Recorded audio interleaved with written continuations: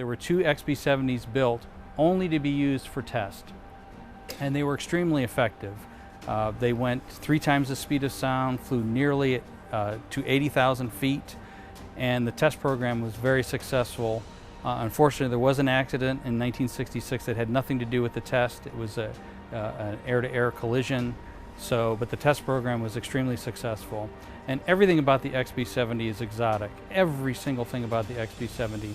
It had wingtips that drooped down to take advantage of something called compression lift. And basically the idea is the XB-70 at supersonic speed is creating these shock waves. And engineers figured out a way to harness those shock waves so that the XB-70 actually rides on those shock waves, and it generates additional lift. And the wingtips, which were alone as large as the wings on an aircraft, a smaller aircraft, would droop down and help contain that compression and take advantage of the compression lift.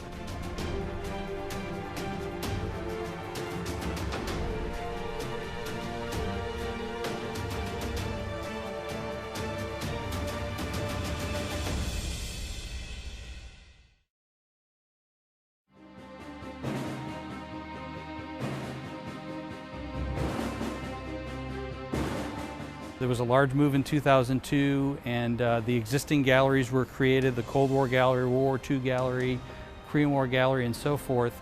And the idea was to move all of the aircraft that were research and development, move them together in one place. And unfortunately, that place was on the guarded side of the base. But the idea was that when the next building was built, that then they would all move together as one unit over to the new building, rather than tear apart galleries pulling R&D airplanes out of this one and that one. They would all come over here together. So to see the conclusion of that plan, the vision that was imagined 15 years ago, to see them come over here together and see the XB-70 move back is really very wonderful. Many of us have been waiting about 15 years for this to happen, so it's exciting.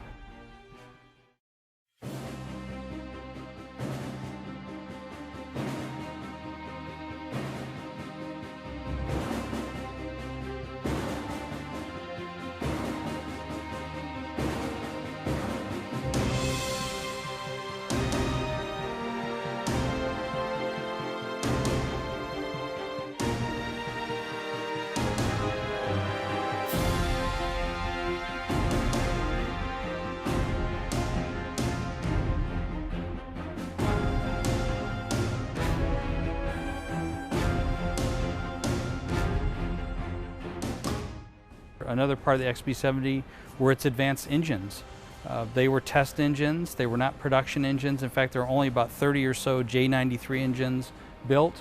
It used a special fuel, JP6, and the thrust of a J93, one of these engines on the XB-70, is equivalent to the thrust on a frontline advanced fighter flying today.